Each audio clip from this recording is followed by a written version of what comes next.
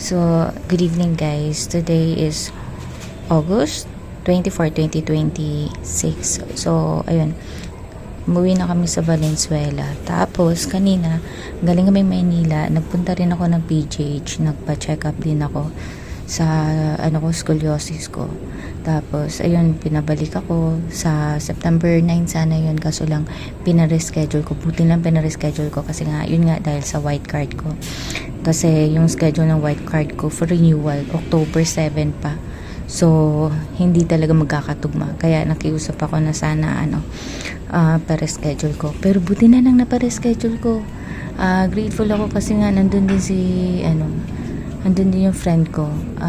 Inano niya rin ako. Mas more pinush niya ako. Kasi kung ako lang mag-isa nun, baka umuwi ako ng maaga.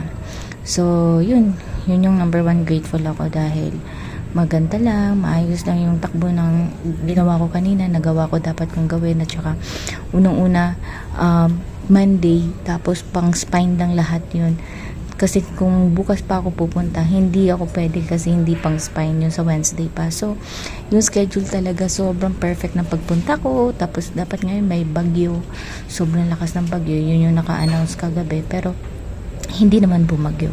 Kaya ayun, grateful ako sa nangyari sa araw ko ngayong araw. Sa nangyari sa araw ko ngayon. So, ayun, gusto ko kasi sanang i-document tong mga ko. Kasi kung ano mga negative na nasa isip ko. So, ngayon, parang gusto ko na ano ba yung kaya kong gawin at ano ba yung makikita kong positive, more and positive mo na para dun mag-focus yung utak ko. So, yun yung number 1. Number 2, nag-work ako. So, okay naman. Tapos, number 3, ayan, ito, nakakapag-post ako.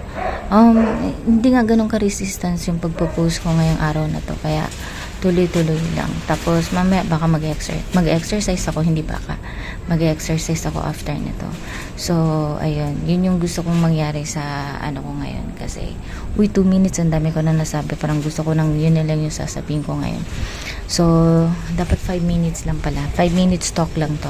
Tapos, papatayin ko na, tapos bukas na ulit. So, parang ang team ko ngayon is, simula yung araw na to, magdo-document ako or magre-record ako. Tapos, i-check ako kung ano yung mga nangyari sa araw ko at saka kung ano yung mga positive na nangyari sa araw ko. Yun lang, focus lang doon para masana yung utak ko na uy, dakte. Ayun na nga, nagkakagulatan pa kami ng kaibigan ko. So, ayun, kakatapos ko lang mag-exercise, mag-yoga,